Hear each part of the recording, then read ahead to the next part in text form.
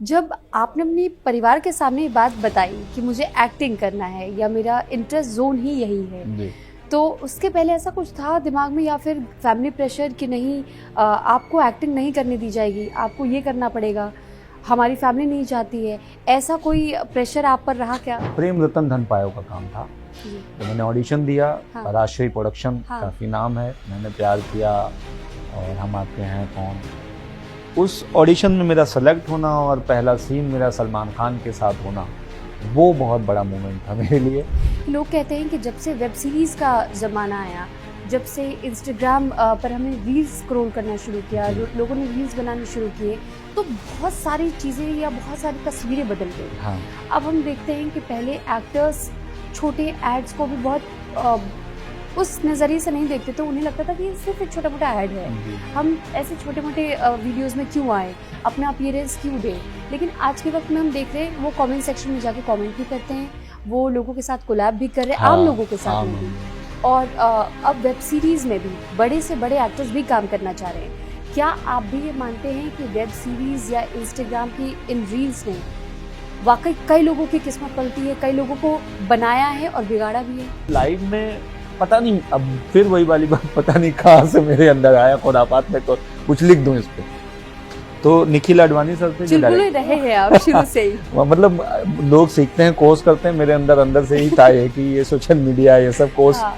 मैंने इनबिल्ट था, कहते हैं। जॉन अब्राहम के साथ में आपने काम किया था। कुछ देर पहले हमारी जब बात हो रही थी ऑफ द कैमरा, तो आपने किस्से का जिक्र किया था। आपने कहा था कि जो इंटेरोगेशन पार्ट था उसको लेकर के जॉन सर ने एक इंटरव्यू में भी आपकी बहुत तारीफ की, तो वो किस्सा हमें बताना चाहेंगे? आज गले मिलेंगे और उनके चेहरे पे जो स्माइल आती है, वो मैं उसके बारे में बोलना चाहूँगा। या प्लीज़ आप स्क्रॉल करो ना नीचे, बोला कि सॉरी वो नहीं, बट फिर उन्होंने जो बातें बोली उसमें कि वो ऐसा है, वो वैसा है, वो लड़का है आलोक पांडे, और मुझे बहुत मज़ा आया उसके साथ।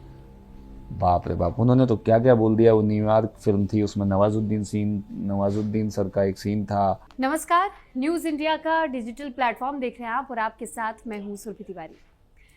तो इस पॉडकास्ट के एपिसोड में एक बहुत खास मेहमान से हम आपको मिलवाना चाहेंगे, लेकिन उससे पहले आपको एक डायलॉग ज़रूर मैं याद दिलाना चाहूँगी। चिट्टू आ रहा है, चिट्टू जा रहा है क्या? ये डायलॉग आपको शायद सुनते ही एक नाम जहन में आया होगा और वो चेहरा भी ज़रूर आपने इमेजिन कर लिया होगा कि मैं किसकी बात करने जा रही हूँ। जी हाँ, बिल्कुल सही सोच रहे हैं आप। मैं बात कर रही हूँ आलोक पांडे जी की, जो कि एक जाने माने एक्टर हैं और साथ ही इन्होंने कई फिल्मों में एक बहुत शानदार किरदार निभाते वो देखे गए हैं और हर किरदार में उन्होंने जान डाल दी है। वो अपने कैरेक्टर्स को निभाने के लिए ही जाने जाते हैं और आज हमारे साथ इस पॉडकास्ट का हिस्सा बनने के लिए वो खुद यहाँ मौजूद है। बहुत स्वागत है आलोक जी आपका। बहुत बहुत शुक्रिया इतना प्यारा इंट्रोडक्शन देने के लिए। तो देखिए, जब मैंने चिट्टू आ रहा है बोला तो आपको MS धोनी का ये फेमस डायलॉग याद आया होगा, लेकिन प्रेम रतन धन पायो और इसके अलावा हमने MS धोनी का जिक्र किया, इसके साथ साथ में PK में भी आपने काम किया हुआ है। और आलोक पांडे जी के बारे में अभी हम जितनी भी बातें करें बहुत कम है, क्योंकि अभी हाल फिलहाल में इन्होंने एक वेब सीरीज़ की पूरी सीज़न कंप्लीट की हुई है, यानी कि बिंदिया के बाहुबली सीज़न 1, और सीज़न 2 भी बहुत शानदार रहा। अब इंतज़ार लोगों को सीज़न 3 का भी है। आपने इन्हें स्पेशल ऑप्स में भी देखा होगा। तो सबसे पहले इनके करियर के बारे में हम जान लेते थोड़ा सा कि आखिर आलोक पांडे जी ने अपने इस करियर की शुरुआत की कैसे। आलोक जी, एक जो सवाल हर किसी के जहन में आता है कि जब एक फिल्मी सितारे की हम बात करते हैं तो उस कहानी को हर कोई जानना चाहता है। आपने इस कहानी की शुरुआत कैसे की? मैं शुरुआत यहाँ से करता हूँ कि एक मास्टर प्लान है जो चल रहा है, जो हमको किसी को नहीं पता है जी। तो मतलब अनजाने में ही हुआ सब कुछ। मैं बचपन से ही मतलब पढ़ाई के साथ साथ मुझे स्कूल में या कहीं पर जहाँ भी मौका मिलता है खड़े होकर 2-4 लाइनें सुनाने का बड़ा शौक था जी। चाहे पोइट्री हो या कोई कहानी हो। तो ये समझ लीजिए कि ये किस्सा वहाँ से शुरू हुआ। तो ये छोटी छोटी कविताएं 2 लाइन की बोलना अपने हेडमास्टर या टीचर के सामने, 2 अक्टूबर हो या 15 अगस्त हो या 26 जनवरी, तो वो जो परफॉर्मेंस थी वो धीरे धीरे आगे चल के कॉलेज के स्टेज पर पहुंचकर मिमिक्री बन गई। फिर दोस्तों की तालियां मिलने लगी। फिर टीचर्स ने कहा कि भाई ये, फिर वो धीरे धीरे मुझे थिएटर की तरफ लेकर गया कि इसको अपना जो है करियर के रूप में चुना जाए। तो गए तो शौकिया ही थे कि करते रहेंगे रंगमंच और पढ़ाई भी करते रहेंगे, लेकिन मास्टर प्लान कुछ और था। मुंबई पहुंच गए। मुंबई पहुंचने के पीछे भी कई लोग ये कहते हैं कि जब हम मुंबई के रास्ते नापना शुरू करते हैं तो किसी के लिए तो शॉर्टकट्स पहले मिल जाते हैं, लेकिन कुछ लोगों को सालों लग जाते हैं मुंबई के उस रास्ते को तय करने में। तो मैं आपसे भी वो कहानी भी जानना चाहूँगी कि जब आप मुंबई आए तो आपने किस तरीके का स्ट्रगल देखा? जब मैं पहली रात मुंबई पहुंचा था गांव से निकलकर, तो राम मंदिर एक जगह है गोरेगांव वेस्ट में जी। तो सबसे पहले तो लोकल का एक खतरनाक एक्सपीरियंस था मेरा कि मुझे आदत नहीं थी ऐसे इतनी भीड़ में क्राउड में बैग लेके चढ़ना और उतरना। तो मुझे पता ही नहीं लगा कि मैं कब प्लेटफॉर्म पे गया हूँ और कब मैं मतलब सामान सहित जो है प्लेटफॉर्म पे वापस आया। भीड़ आपको लेकर चली इतना भीड़ लेके मुझे एग्जिट करा दी। मैंने कहा बाय बाय टाटा, स्वागत है आपका मुंबई में, नहीं आपके लिए यहाँ पे कोई इंतज़ार नहीं कर रहा है, आइए। तो काफ़ी आया था तो उस समय बड़ा अपने आप को अनकंफर्टेबल महसूस किया कि मैं कैसे यहाँ पे रुक पाऊँगा, क्योंकि रंगमंच अलग चीज़ है, वहाँ पे आप एक साथ में काम कर रहे हैं, एक एक दो महीने रिहर्सल कर रहे हैं, वहाँ पे आपके सीनियर्स थे जहाँ पे मैं था लखनऊ में या शाहजहाँपुर में। यहाँ पे आपका कोई इंतज़ार करने वाला नहीं था, आपको ज़ीरो से फिर से शुरुआत करनी। बिल्कुल। बहुत प्यारी यादें हैं जो रहती हैं हमेशा। आपको जाके दरवाजे खटखटाने हैं, सबसे काम मांगना है, अपने आप को साबित करना है कि मुझे काम आता है, मैंने सीखा है। तो वही जर्नी रही, ज़ीरो से सबसे जाके काम मांगना, हाय हेलो करना, धीरे धीरे चीज़ें बनती चली गई अपने आप। 0 1 2 3 4 करके आज चल रही है। लेकिन शाहजहाँपुर से अचानक ये किस्सा लखनऊ तक पहुंचा, लखनऊ से किस्सा बॉम्बे पहुंच गया यानी मुंबई। और ऐसे में मैं ये जानना चाहूँगी, आपने कहा कि आप और राजपाल यादव एक ही शहर से ताल्लुक़ रखते हैं, और उनके बारे में भी हमने यही जाना और सुना कि उन्होंने भी थिएटर से शुरुआत की, और फिर आपकी भी कहानी कुछ इसी तरीके से चली कि आपने थिएटर्स ज्वाइन किया, थिएटर्स के बाद आपको फिल्मों में वो किरदार निभाने का मौका मिला। जब हम थिएटर्स की बात करते हैं तो थिएटर्स पर लाइव ऑडियंस होती है हमारे सामने, लेकिन जब हम पर्दे पर किसी सिनेमा को हम देखते हैं तो उसके पीछे बहुत सारे लोग जुड़े होते हैं, और उसे रिकॉर्ड करके, एडिट करके, पोस्ट प्रोडक्शन के बाद उसे हम बतौर एक सिनेमा, एक फिल्म देख पाते हैं। तो उसमें आपने कितना ज़्यादा अंतर महसूस किया होगा? क्या कुछ नया एक्सपीरियंस थिएटर से अलग रहा? थिएटर में क्या चैलेंजेस थे, और यहाँ सिनेमा की ज़िंदगी में आपने क्या चैलेंजेस देखे? मुझे सबसे अच्छा जो लगता है ना थिएटर में, रंगमंच में, रंगमंच मुझे जीवंत लगता है, जिसको कहते हैं ना लाइव, जिंदा लगता है जी। जैसे आप सामने बैठे हुए हैं, मैं बैठा हुआ हूँ, तो हम उस चीज़ को महसूस करते हैं। वो जो उधर से तालियां मिलती हैं, हम उस चीज़ को जिंदा एकदम से, जैसे खून बहता है ना नसों में, उस चीज़ को मैं महसूस कर सकता हूँ। उसको रिएक्ट करके तुरंत एनर्जी में तब्दील करके दोबारा परफॉर्म उसमें इन्हेंस कर सकता हूँ। फिल्मों में और सिनेमा में या कैमरे के सामने कहें कि उसमें कई बार ऐसा होता है कि आप मर पहले जाते हैं, जिंदा बाद में होते हैं, है ना। तो ये बहुत बड़ा डिफरेंस है जो रंगमंच में और फिल्मों में। फिल्मों में क्या है, कैमरा है अपना, इतना क्योस चल रहा है, लाइट जा रही है, अरे उसका टाइम नहीं है, ये है वो है, इधर चिल्ला रहे हैं लोग और हमें आज ये कंप्लीट करना है। तो हम टुकड़ों में ज़िंदगी जीते हैं उसमें जी। और उसके बाद इन्हेंस होता है, उसमें म्यूज़िक आता है, सब कुछ आता है, वो बन के आता है। तो कहीं ना कहीं अपने आप में दोनों अलग अलग विधाएं हैं, और सोल दोनों में रहनी चाहिए, तभी अच्छा लगेगा। लेकिन रंगमंच मुझे जीवंत ज़्यादा लगता है, फ्रेश लगता है, क्योंकि उसमें एक बार आप स्टेज पे गए तो आपको कोई रोकने वाला नहीं है। आप कैप्टन भी आप हैं, सवारी भी आप हैं, जिधर चाहे लेके चल, आप फंबल मार दीजिए, आप डायलॉग भूल जाइए, आप एक सीन खा जाइए, कुछ नहीं कहने वाला। तो वो जो यादें हैं रंगमंच की कमाल है।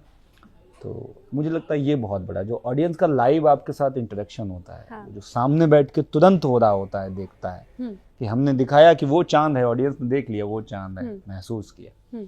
अच्छा, हमने एक और चीज़ जैसे देखी है कि जब आपने इतनी सारी वेब सीरीज़ भी शूट की है, तो ऐसे में मैं और बिंदिया के बाहुबली का हम जिक्र करें या स्पेशल ऑप्स का जिक्र करें, और कुछ फिल्में ख़ास तौर पर जैसे बाटला हाउस, वो उसमें भी बहुत चैलेंजिंग किरदार आपका रहा, नेगेटिव था लेकिन बहुत इम्पैक्टफुल था। लोगों के जहन में एक वो इमेज क्रिएट कर देना कि जब अगर आप नेगेटिव किरदार भी करते हैं और आपको कोई व्यक्ति देखते ही और कुछ उल्टा सीधा कह देता है तो लगता है कि नहीं, मैंने उस किरदार को जिया है। जब आप बाहुबली, आप बिंदिया की बाहुबली की बात कर रहे थे, जी, उसमें बब्बल का जो किरदार आपने जी, निभाया, जी, उस किरदार को लोगों ने बखूबी पसंद किया। अब जी। सीज़न 3 की बात सामने आ रही है, तो ऐसे में हम आपसे ये समझना चाहेंगे कि जब आप इन किरदारों को जीते हैं, एक थिएटर आर्टिस्ट होने के नाते भी, अ, उसकी तैयारी आप कैसे करते हैं? क्योंकि एक मेथड एक्टिंग का ज़िक्र आता है, क्या ये आपने भी कभी किया है? इसमें तो ऐसा नहीं था, जी। क्योंकि इसमें डायरेक्टर का जो अप्रोच था वो अलग था। उन्होंने हमें बहुत ज़्यादा होता है ना, सबका एक तरीका होता है काम करने का, तो इसमें उन्होंने ज़्यादा हमें स्क्रिप्ट वगैरह कुछ पहले से कुछ भी नहीं बताया। बिल्कुल। तो मैं थोड़ा सा डरा हुआ था। कई लोग मतलब जो सीनियर एक्टर्स थे, एक दो को छोड़कर बाकी किसी को स्क्रिप्ट नहीं मिली थी। तो कई बार ऐसा काम कर जाता है, वो फ्रेश होता है। कई बार आप प्लानिंग नहीं करते हैं और सब कुछ अच्छा चला जाता है। अच्छा हो जाता तो इसमें ऐसा ही था, इसमें कुछ भी प्री डिसाइडेड नहीं था। सबको अपने अपने सीन्स मिले हुए थे, कहानी के बारे में कुछ नहीं पता था। पता लगा मैंने ही मर्डर किया है और बात चल रही, लेकिन मुझे ही नहीं पता कि मैंने मारा है कि नहीं मारा है उसको, मतलब किरदार को। तो ये बहुत ही सस्पेंस था। तो इसमें तो ऐसा था। लेकिन जो आप मेथड की बात कर रही हैं, जो तैयारी की बात कर रही हैं, ये एक मैंने वेब सीरीज की थी, बम्बई मेरी जान, के मेनन सर के साथ, अमेजॉन प्राइम के लिए। फरहान अख्तर सर ने प्रोड्यूस किया था, एक्सेल एंटरटेनमेंट ने। उसमें ये प्रोसेस हुआ था। उसमें हमको किरदार के कपड़े दे दिए गए थे। किरदार का जो अगर आप चप्पल पहन रहे हैं, सैंडल या ताबीज़, या जो भी उसकी भाषा है, उसकी वर्कशॉप हो रही है, या जहाँ से वो बिलोंग कर रहा है, जिस एरिया से, जिस गली में, वहाँ जाके आपको देखना था। तो वो मैंने उसमें किया था। मुंबई मेरी जान, अगर आपको याद हो तो, एक डोंगरी टू दुबई करके किताब है, उसके ऊपर बेस्ड है ये। तो वहाँ जाके मैंने रिसर्च किया था, वहाँ गया था मैं, उन चीज़ों को मैंने महसूस किया था, और मैं घर पे रियाज़ करता था। तो उसमें वो चीज़ अप्लाई हुई थी। तो वो उस कैरेक्टर को आपने अपने निजी जीवन में भी कभी उतारा? कोई भी ऐसा किस्सा रहा हो जो आप साझा करना चाहें? कि आप जब लोगों से बातचीत करते हो तो उस कैरेक्टर की झलक लोगों को आपके अंदर दिखाई देती हो? निजी ज़िंदगी में उतार नहीं सकता कि वो ख़तरनाक था, वो कभी भी किसी को मार देता था। बहुत ही डार्क कैरेक्टर था। लेकिन हाँ, जब तक वो चलता रहा, तो मैं अपनी वाइफ के साथ जब उसका रियाज़ करता था, मैं रिहर्सल, तो वो ज़रूर थोड़ा डिस्टर्ब हो जाती थी कि यार कितना क्या करोगे ये रिहर्सल, ये अजीब लग रहा है मुझे, ये जो मैं रियाज़ करता था या जो भी है। तो उन्हें पसंद नहीं आता नेगेटिव किरदार नहीं, आपका? हाँ, अच्छा नहीं लगता है, कोई भी नहीं चाहता आप उसका हस्बैंड जो है वो विलेन बनता रहे और ये सब गालियाँ खाएं और गालियाँ दे, या फिर वो कैरेक्टर जो है उसमें। मैंने एक चीज़ ये बड़ी फ़नी की थी, मैंने अपने मोबाइल में सबकी जो है जो कॉन्टेक्ट लिस्ट थी उसके नाम बदल दिए थे। अच्छा। पापा का नाम अब्बू कर दिया था, भाई का नाम बदल दिए थे सारे। तो जिस रिलीजन से वो आता था, रहीम, जी जी जी, बिल्कुल। तो वो नाम बदल दिए थे। बाटला हाउस में भी ताकि मैंने आप रिलेट कर पाए। हाँ, मैं उससे बात करता था तो मैं तकिया कलाम भी यूज़ करता था, माँ क्या हाल है और खैरियत है, सब उर्दू का इस्तेमाल, या जो भी है उस समय म्यूज़िक भी सुनता था उस तरीके का। तो वो वर्क करता है कहीं ना कहीं। आप, हमको लगता है कि शायद ये क्या ही करेगा, लेकिन जब आप सामने जाते हैं फ्लोर पे, तो कहीं ना कहीं वो अंदर बैक ऑफ द माइंड रहती हैं चीज़ें। तो वो था, उसमें थोड़ा घर में थोड़ा डिस्टर्बेंस हो जाती थी हल्की सी कि यार बस करो ये। अच्छा, तो आपने क्योंकि घर परिवार का जिक्र किया, तो इसलिए हम ये भी जानना चाहेंगे कि जब आपने अपनी परिवार के सामने ये बात बताई कि मुझे एक्टिंग करना है या मेरा इंटरेस्ट जोन ही यही है, जी। तो उसके पहले ऐसा कुछ था दिमाग में, या फिर फैमिली प्रेशर कि नहीं आपको एक्टिंग नहीं करने दी जाएगी, आपको ये करना पड़ेगा, हमारी फैमिली नहीं चाहती है, ऐसा कोई प्रेशर आप पर रहा क्या? नहीं, मैं बहुत लकी था। पहले तो शुरू में मैंने बताया नहीं जी। मैं अपना ये मिमिक्री वगैरह तक तो चलता रहा, कोई फेस्टिवल होता है करके चला आया। लेकिन जब मैंने रंगमंच ज्वाइन किया तो मैंने थोड़े दिन बताया नहीं, क्योंकि मैं आता था, जाता था, शाम को घर आ जाता था, तो कोचिंग अच्छा, घर वालों को पता ही नहीं था? हाँ, थोड़े दिन नहीं पता था उनको। हाँ। उनको मैंने कहा थोड़े दिन मैं खुद भी जाके अपने आप को चेक कर लूँ, मैं कर पाऊंगा कि नहीं। जी। तो शुरू में मैं गया, मैं खुद ही भाग आया। मैंने कहा ये क्या बवाल है, 3 घंटे 4 घंटे कौन रिहर्सल करेगा, एक लाइन मिल रही है। और गांव से, मेरा गांव जो है जहाँ शहर में रंगमंच होता था, तो उसकी दूरी लगभग 12, आई थिंक 10 या 12 किलोमीटर था। तो शाम को वापस आना और सारी चीज़ें वो मैनेज करना बड़ा मुश्किल हो रहा था। तो शुरू में तो नहीं हुआ। फिर एक शो मैंने किया, एक नाटक, तो उसमें धोखे से एक नाम आ गया कहीं अखबार में, कोरस में, कि आलोक पांडे। तो आज भी आप यकीन करोगे मेरी बात, कि कहीं दुनिया में भी आप किसी भी OTT पे या कहीं भी आ जाएं, लेकिन अखबार में एक नाम आना और उस अखबार का गांव में पढ़ना लोगों का, और ये कि ये नाम तो अपने गांव का लड़का है, उसकी जो वो जो खनक है, उसकी वो एक बोलते हैं जो प्राउड है वो घर वालों को, उसने बड़ा मज़ा आया उनको कि ये क्या है ऐसा नाटक। उससे पहले थोड़ा थोड़ा कर दिया था कि भाई रंगमंच है, ऐसा है। वो जो उन्हें उसकी जो खुशी मिली, तो वो फिर वो पॉजिटिव में तब्दील हुई, और ऐसा था नहीं, फिर मैं साथ में करता रहा और सपोर्ट मिला मुझे, कोई दिक्कत कभी ऐसी महसूस नहीं। अब जब आप गांव जाते हैं या परिवार के बीच में जाते हैं या रिश्तेदार जब आपसे मुलाकात करने के लिए आते हैं, तो उनका रिएक्शन क्या होता है आपसे मिलने के बाद? उनका कभी कभी ये होता है, अब गांव के बाहर से सड़क से कोई बारात निकल रही होती है तो वो कहते हैं जरा उनको बुलाओ, देखना है। मैं सो रहा होता हूँ भैया, उनको भी मज़ा आता है, तो हम सो रहे हैं भैया के उठो चलो, वो मिलने आए हैं। हम कभी कभी अरे क्या है यार, सेलिब्रिटी वाली फील तो ले रहे हैं आप थोड़ा थोड़ा घर से निकलते समय जब ऐसे जा रहे हैं तो एक होता है ना, उनको लगता है कोई आएगा चश्मा लगा के, बाल होगा, उनको हीरो वाली जो उनका एक इमेज है ऐसा आएगा, लहराते हुए बाल लेकर आएगा और ये जैकेट। मैं आया अपना हाफ नेकर में पहने हुए एक टी-शर्ट, वो देखा एक दो बार ऐसा, अच्छा ये है हीरो एक्टर, चलो जी। तो ऐसा भी है। और कुछ लोग कहते हैं बहुत बढ़िया, गांव में नाम हो रहा है, हमारा दादा उनका नाम हो रहा है, मेरे गांव का नाम है। और एक वो है राजपाल यादव जी हैं, आप हैं, तो वो सीधा सीधा वहाँ से कंपेयर करते हैं, तो वो एक आत्मसंतुष्टि है, एक खुशी मिलती है अंदर से, तो उसको आप शब्दों में बयां कर पाना बड़ा मुश्किल है, जो फैमिली को जो मिलता है प्यार। बिल्कुल। आपने राजपाल यादव का जिक्र किया, अभी हाल फिलहाल में जैसे उनके साथ भी एक मामला चला और हमने देखा कि बहुत बुरे दौर से वो गुजरे, लेकिन उसके बाद धीरे धीरे कई लोगों ने मदद का हाथ आगे बढ़ाया। तो ऐसे में मैं थोड़ा सा आपसे ये इस सिचुएशन को समझना चाहूँगी कि जब किसी भी अभिनेता के ज़िंदगी में ऐसा कोई टर्निंग पॉइंट आ जाता है और जब आपने एक नाम बनाया हो, आपने किरदार के ज़रिए लोगों का प्यार कमाया हो, जब ऐसी चैलेंजिंग सिचुएशन आती है तो उसे फेस कर पाना कितना मुश्किल हो जाता है, या किसी से इस बारे में खुल कर के बातचीत कर पाना कितना मुश्किल हो जाता है, या आप भी ये मानते हैं कि हर अभिनेता को प्लान बी हमेशा रेडी रखना चाहिए? दोनों चीज़ें हैं।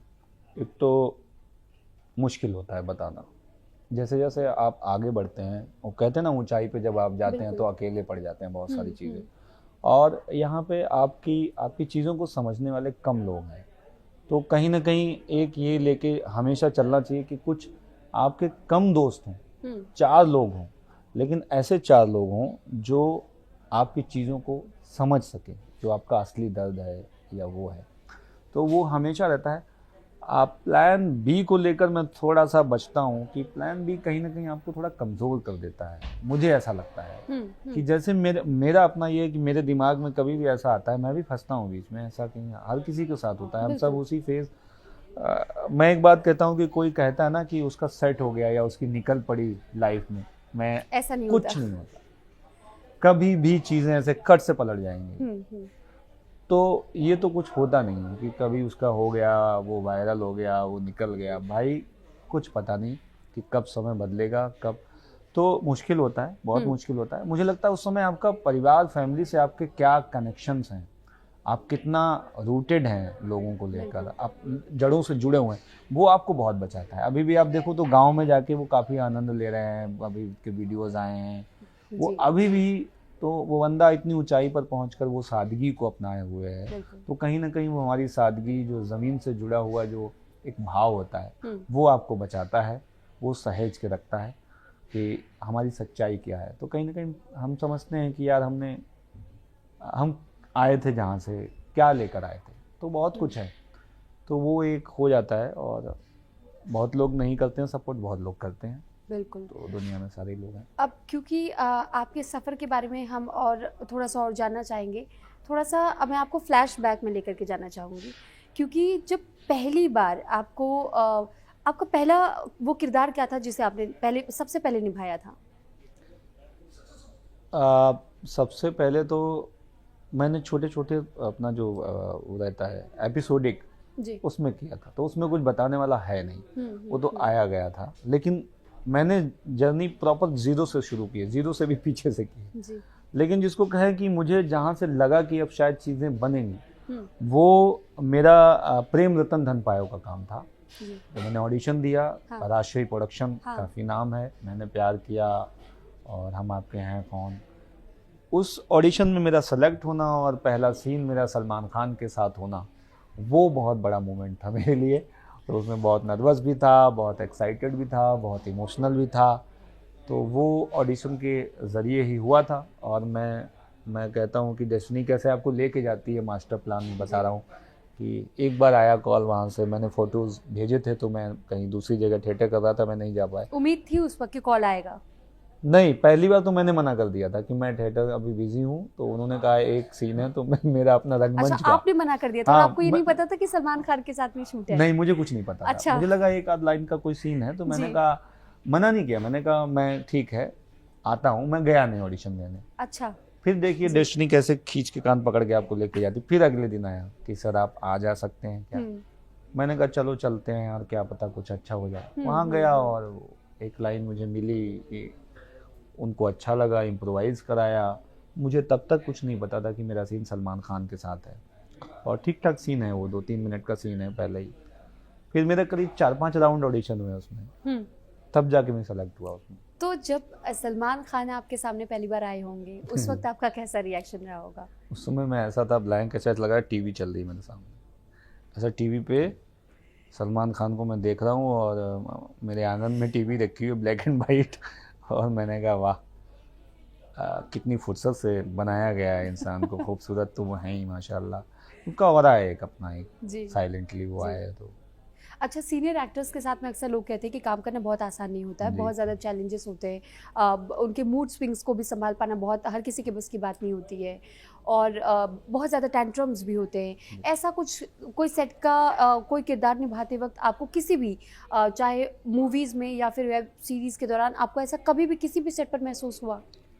मुझे ये किस्से लोगों ने सुनाए बहुत हैं जी, लेकिन सच बता रहा हूँ, मेरे साथ कभी भी ऐसा कुछ हुआ नहीं।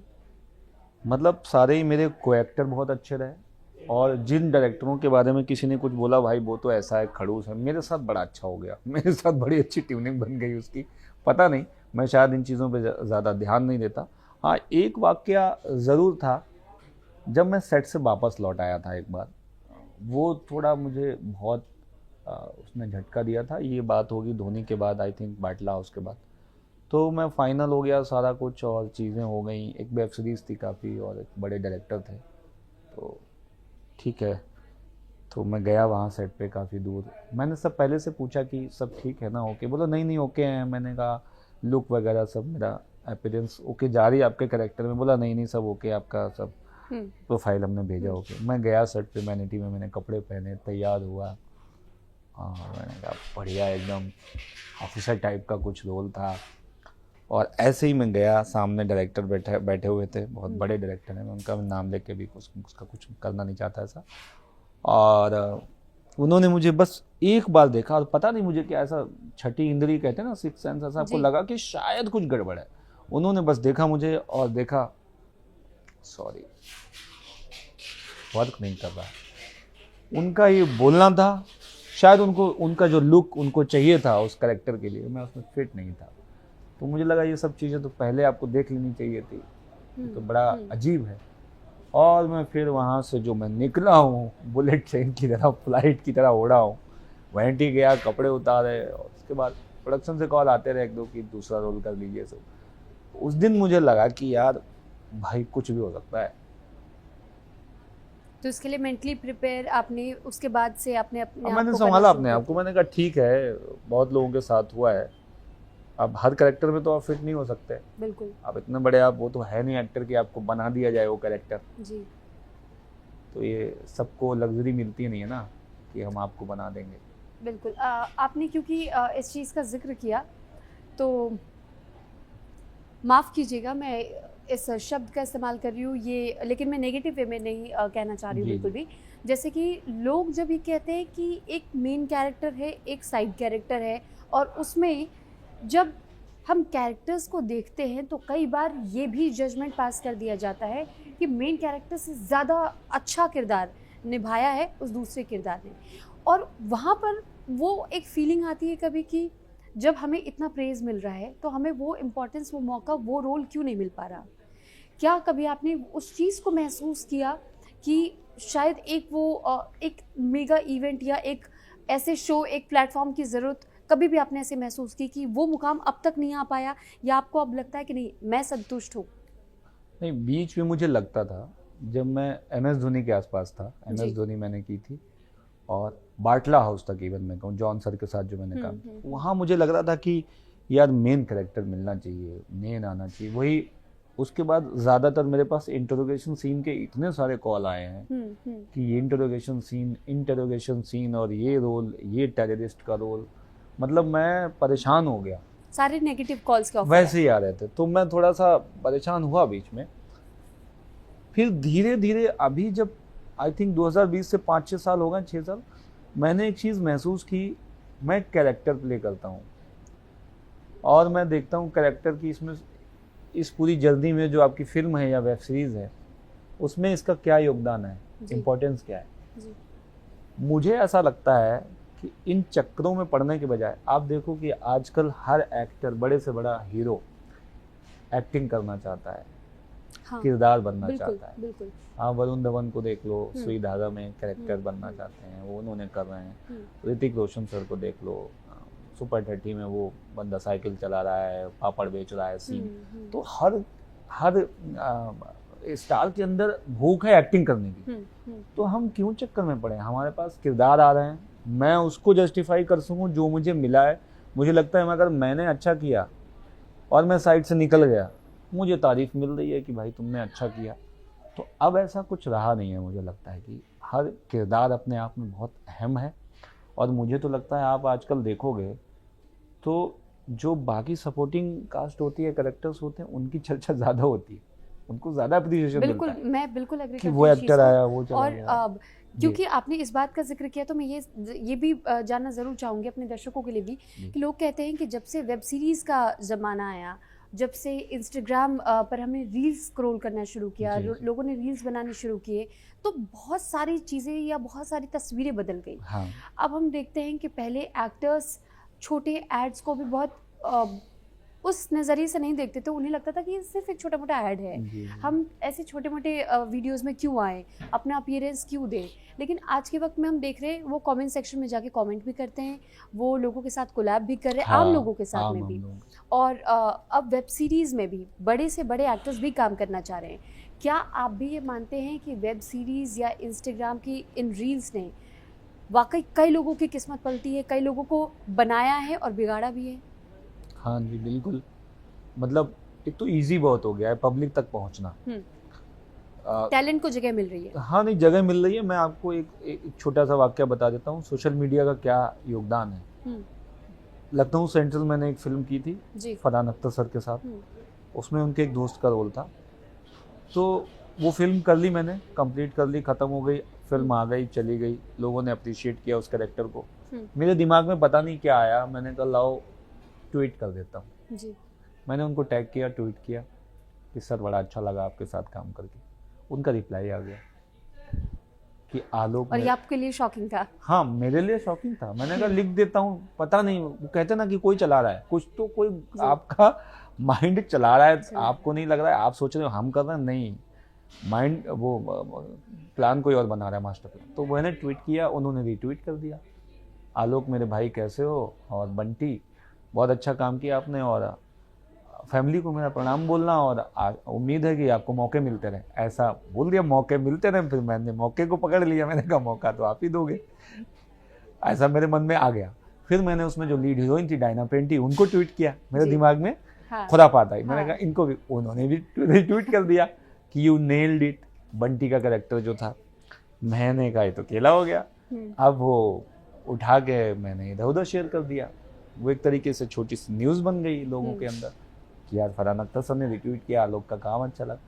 अब वहाँ से मेरे अंदर वो क्यूरियोसिटी आई, मैंने फरहान अख्तर सर की टीम के मैनेजर का नंबर निकाला, मैंने उनको मैसेज किया कि सर से मिलना चाहता हूँ। तो चूँकि इतनी बात बढ़ गई थी आगे और चीज़ें, मैं उनसे मिलने गया और उस ट्वीट के चक्कर में, सारी चीज़ें आगे बढ़ने के चक्कर में, उनसे मुलाकात के चक्कर में मुझे वेब सीरीज मिली बम्बई मेरी जान। अच्छा। उन्होंने ही डायरेक्टली, जो उसके डायरेक्टर थे सुजात सौदागर को, उनको जी। नंबर दिया मेरा, जी। अपनी टीम से मिलवाया मुझे। कि अचानक से एक दिन कॉल आता है कि हेलो, मैं सुजात सौदागर बोल रहा हूँ, हम एक शो कर रहे हैं, फरहान ने आपका नंबर दिया। मैंने कहा क्या? अब मुझे लगा कोई फिरकी ले रहा है, मजाक कर रहा है। तो मैंने कहा वो मतलब सपने आपको सच होते यकीन हैं। नहीं हुआ कि सोशल मीडिया किसी की लाइफ इस कदर बदल हाँ, सकता मतलब है। ये ऐसा कोई सोचा समझा नहीं था। बिल्कुल। लेकिन आप ऑल ऑफ सडन था वो। हाँ, मतलब आप डायरेक्टली हर किसी के पास नहीं पहुंच सकते ना। बिल्कुल। लेकिन कितना बढ़िया माध्यम है। लेकिन वही वहाँ पे ऐसा भी है कि अब जब से मोबाइल सबके हाथ में आ गया है, तो बहुत कुछ, इतना कंटेंट आ गया है कि इतना क्राउड हो गया है कि कोई भी कहीं से भी शुरू हो जाता हाँ, है। जी बिल्कुल। प्राइवेसी खत्म हो गई है लोगों की। जरा सी किसी ने बात कह दी, लो वीडियो, इनने ऐसा बोला, ऐसा ऐसा इनकी सोशल मीडिया पे डाल दिया, वो बेचारा बदनाम हो गया। उसने कुछ किया भी नहीं, वो बंदा सुसाइड कर रहा है। कितने केसेस आ रहे हैं बहुत से हरासमेंट केसेस के, और जी बिल्कुल। कुछ सही है, कुछ गलत होते हैं, तो वो भी बहुत गलत हो रहा है। लेकिन वेब सीरीज को लेकर के लोग कहते हैं कि अब के वक्त में लोग बॉलीवुड फिल्में देखना उतना नहीं पसंद करते जितना कि जब वेब सीरीज की बात आती है तो वेब सीरीज लोग प्रेफर कर रहे हैं देखना। जी जी। इसके पीछे भी एक वजह ये बताई जाती है कि वेब सीरीज में हर एक एंगल से हर एक इमोशंस को टच करने की कोशिश की जाती है। आम जीवन के उन पहलुओं को, उन किरदारों को बहुत बखूबी हर एक लेयर को दिखाने की कोशिश की जाती है और लोग वो कनेक्टेड फील करते हैं, जिस वजह से लोग वेब सीरीज देखते हैं। तो क्या हम ये मान करके चले कि वाकई ये सच्चाई है कि वेब सीरीज ने पूरी रूपरेखा बदल दी है? हाँ, नहीं बदला तो है। एक तो देखिए, क्या कहते हैं, अवसर बहुत बड़े हैं लोगों के लिए, आर्टिस्ट लोगों के लिए, काम बहुत बड़ा है। लेकिन इतना मैं ज़रूर कहूँगा कि जो पर्दा है, वो जी फिल्म का पर्दा है, उसकी जगह कोई और नहीं ले सकता। जैसे जो रेडियो है, उसकी जगह कोई, वो कभी भी ख़त्म हो जाए, उसका प्रारूप बदलता रहेगा। जैसे फ़ोन में आ गया हमारे, है ना, क्रांति तो लेकर आया है सोशल मीडिया, वो अपना वेब सीरीज़ और OTT, रूपरेखा बदल दी है, बहुत सारे अवसर आ गए हैं। आपने क्या एंजॉय किया? बड़े पर्दे को एंजॉय किया या वेब सीरीज करते वक्त, उसे शूट करते वक्त आपने वो सबसे ज़्यादा एंजॉय? मैं बड़े पर्दे को शूट करते समय तो हम लगभग शूटिंग का जो स्टाइल होता है, सब जो बड़े शोज़ होते हैं या फिल्में, वो सब अपने तरीके से उतने अच्छे से शूट किया जाता है डिटेल में। लेकिन जो पर्दे पे देखने का मज़ा है, इतना बड़ा पर्दा है, उस पर आपका क्लोजअप लगा हुआ है, आप बोल रहे हो और करीब 200 लोग बैठे हुए हैं और वो आपके एक डायलॉग हॉल जब तालियों से गूंज उठता है। और वेब सीरीज में आप अकेले बैठे हुए हैं, 2 लोग देख रहे हैं, अकेले देख रहे हैं, तो वो तो कभी वो प्लेजर आपको नहीं दे पाएगा जो पर्दा आपको सुख दे जाएगा। तो इस मामले में मैं लकी रहा, मैंने फिल्में बड़ी कर ली और उस पर मैंने देखा, और मैं तो चाहता हूँ आपको दोनों प्लेटफॉर्म्स पे काम करने का मौका मिला, ये बहुत अच्छा था। ये अच्छी बात है। और जैसे आपने अभी जिक्र भी किया था कि जॉन अब्राहम के साथ में आपने काम किया था। कुछ देर पहले हमारी जब बात हो रही थी ऑफ द कैमरा, तो आपने किस्से का जिक्र किया था। आपने कहा था कि जो इंटेरोगेशन पार्ट था उसको लेकर के जॉन सर ने एक इंटरव्यू में भी आपकी बहुत तारीफ की, तो वो किस्सा हमें बताना चाहेंगे क्या आप? वो ऐसा था कि वो 5-6 मिनट का एक इंटरोगेशन सीन है उसमें तुफैल के साथ, जो लड़का जो पकड़ा जाता है जिंदा, तो उसकी मेरे पास वही एक सीन था, तो मैं महीनों से उसकी तैयारी कर रहा था। तो ऊपर वाले की मेहरबानी से वो सीन अच्छा भी हो गया उनके साथ, और सबको पसंद आया वो सीन। हुआ, पैकअप हुआ, सर मिल के गए और बड़ा अच्छा लगा उन्हें। प्रिपरेशन जो मैं कर रहा था, मैं बातचीत भी कर रहे थे, तो मैं भूल गया उसको करके। प्रीमियर से एक दिन पहले वो लाइव आए किसी सोशल मीडिया पे, कहीं न्यूज प्लेटफॉर्म पे, तो लाइव में पता नहीं, अब फिर वही वाली बात, पता नहीं कहाँ से मेरे अंदर आया खुरापात में कुछ लिख दूं इस पे। तो निखिल आडवाणी सर थे जो डायरेक्टर रहे हैं आप शुरू से ही। मतलब लोग सीखते हैं, कोर्स करते हैं, मेरे अंदर से ही था ये कि ये सोशल मीडिया, ये सब कोर्स मैंने इनबिल्ट था कहते हैं। तो मैंने इसको कमेंट कर दिया कि जॉन सर, इंटरोगेशन सीन में तो बड़ा टॉर्चर किया आपने, आज मुलाकात होगी, गले मिलेंगे। निखिल आडवाणी जो सर डायरेक्टर सर हैं, उन्होंने वो कमेंट लिया पढ़। अच्छा। हाँ, तो और एक कोई और बंदा था, कोई जानने वाला, तो उसने सवाल कर दिया कि आलोक पांडे को लेकर आप क्या कहना चाहते हैं। जॉन सर ने उसको पिक कर लिया। आलोक पांडे, ओह क्या सवाल है, क्या सवाल है। तो निखिल सर ने भी वो जो सवाल था, वो जो मैंने बात उसमें लिखी थी कि आलोक कह रहा है कि ऐसा ऐसा इंटरोगेशन सीन था, आज गले मिलेंगे, और उनके चेहरे पे जो स्माइल आती है, वो मैं उसके बारे में बोलना चाहूँगा। या प्लीज़ आप स्क्रॉल करो ना नीचे, बोला कि सॉरी वो नहीं, बट फिर उन्होंने जो बातें बोली उसमें कि वो ऐसा है, वो वैसा है, वो लड़का है आलोक पांडे, और मुझे बहुत मज़ा आया उसके साथ। बाप रे बाप, उन्होंने तो क्या क्या बोल दिया। वो न्यूयॉर्क फिल्म थी, उसमें नवाजुद्दीन सर का एक सीन था। मैंने बताया था कि वो एक एक्टर था और इसमें आलोक पांडे भी ऐसा एक्टर है, इसके बाद तो वो फ्लाई कर जाएगा, ऐसा हो जाएगा। तो खैर फ्लाई व्लाई तो कुछ नहीं हुआ है तब, लेकिन उस समय जो मज़ा आया। और एक और इंटरव्यू था, उसमें भी उन्होंने बोला, तो मैंने कहा ये क्या हो गया ये तो सोचा नहीं था मैंने ऐसे हो जाएगा। तो उस तरीके के वो इंसान है, तो उससे क्योंकि क्या उस होता समय है, आपको ऐसा लगा होगा कि आपने कोई अवार्ड जीत वो लिया। अवार्ड ही था मेरे लिए, वो सबसे बड़ा फीडबैक था। कहीं भी आए ना आए, जॉन सर ने बोल दिया एक दो इंटरव्यूज़ में, और क्या ही चाहिए, इतना बड़ा स्टार है वो। बिल्कुल। अब क्योंकि हम इस पॉडकास्ट को धीरे धीरे वाइंड अप करने की ओर आगे जी। बढ़ रहे हैं, तो मैं आपसे ये ज़रूर जानना चाहूँगी कि जो आपकी सीज़न 3 की बात चल रही है, बिंदिया के बाहुबली सीज़न 3, उसमें आपका किरदार क्या रहने चल वाला रही है? है बात, क्या आपको पता है अच्छा अच्छा, चल रही है, शायद चल तो रही है, कुछ जी। तो पक रहा है, और अभी सस्पेंस बना यानी हुआ है। अभी अभी आप इसमें पर्दा ही रखना चाहते हैं, अभी नहीं, आप पर्दा बताना नहीं नहीं है, चाह मैं रहे। तो चाह रहा हूँ आ जा, मैं, मेरे लिए तो बड़ी अच्छी बात है। हाँ और मेरा तो एग्रीमेंट कॉन्ट्रैक्ट भी हो रखा है 3 सीजन का, जी। इसमें कोई बोलने में दिक्कत तो है नहीं। हम्म, अब अमेजोन MX प्लेयर वाले जाने सर, बनाइए सीजन 3 आप लोग, और हमारे डायरेक्टर और स्टार कास्ट जो बड़े बड़े सीनियर्स लोग हैं, उन सबका मैं एक बार नाम लेना चाहूँगा। Ranveer Chaudhary sir, Saurabh Shukla sir, Govind Namdev sir, Seema Vishwas ma'am. मेरे को एक साथ गिफ्ट मिले हैं इतने सारे एक्टर्स, सीनियर एक्टरों के साथ बिल्कुल। काम करने का। आकाश दहिया भाई जो उसमें हैं, योगेंद्र प्रताप, मनीष मिश्रा, नीरज, सभी कमाल की स्टार कास्ट है, और इनके साथ काम करके बड़ा मज़ा आया और बहुत कुछ सीखने को मिला। तो हमको लगता है प्लान तो बन गया है, जल्दी प्री प्रोडक्शन हो गया है, जल्दी स्टार्ट कुछ होना चाहिए, मुझे ऐसा लगता है। ठीक मैं है। भाई कुछ ऐसा नहीं बोल रहा हूँ कि अभी जा रहे हैं शूट पे हम, लेकिन मुझे लगता आएगा। आपकी बहुत इच्छा है ना आए? बिल्कुल हाँ, तो बिल्कुल, हम आएगा। तो इंतजार कर रहे हैं और हम उम्मीद कर रहे हैं कि अभी जो बरेली में आप जिस चीज़ की शूटिंग के लिए जा रहे हो वो भी बहुत सक्सेसफुल हो जाए। अरे बरेली वाला जी हाँ, वो भी एक वेब सीरीज है। कुछ अभी वो हिडन है, वो उस पर से बाद में पर्दा उठेगा। अब एक लास्ट मैसेज मैं आपसे चाहूँगी यूथ के लिए, जो जैसे कि आपने अपने करियर की शुरुआत की, आपको पहले कुछ पता नहीं था, लेकिन फिर वो धीरे धीरे प्लानिंग बढ़ती चली गई। जी जी जी। तो मैं उसके बारे में जानना चाहूँगी कि आप उस यूथ को क्या मैसेज पास करना चाहेंगे कि एक छोटे से गांव से निकलकर जब आप इस मुकाम तक पहुंच सकते हैं, तो फिर आप घर मत बैठिए। अगर आपके अंदर वो जुनून है, आप कुछ करना चाहते हैं, तो उसके लिए आपको घर से निकलना पड़ेगा। कोई मैसेज? मैं ये कहना चाहता हूँ, एक तो धीरज बनाए रखो, कहीं कुछ जा नहीं रहा है, कहीं कुछ भागा नहीं जा रहा है, और किसी भी चीज़ को आपको करना है तो उसकी तैयारी कीजिए, सीखिए। खाली सोशल मीडिया पे देख के आपको लगता है ऐसा कुछ हो जाएगा, जो आपको दिख रहा है, जो लोग दिख रहे हैं, जो कंटेंट दिख रहा है, उसके पीछे बहुत सारी मेहनत होती है। जी।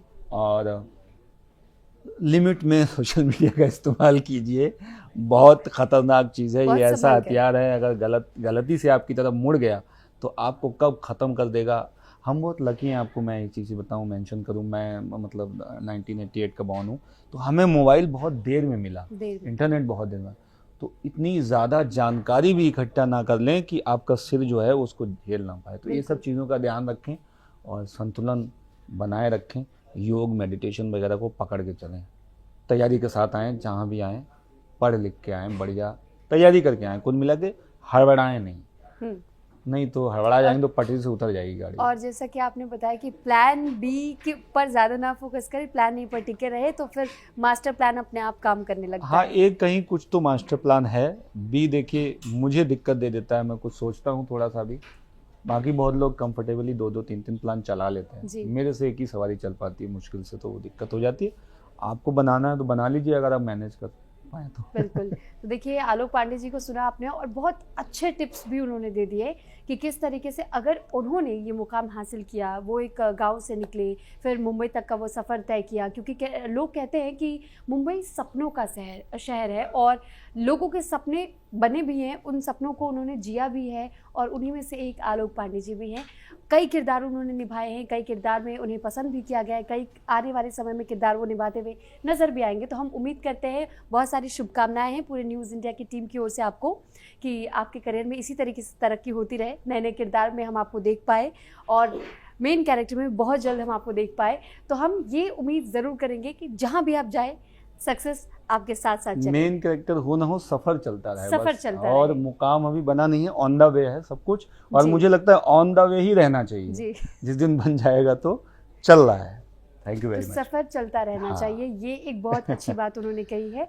बहुत बहुत धन्यवाद आलोक जी आपका, थैंक यू। आपका कीमती समय हमें देने के लिए। Thank you so thank you much. So much.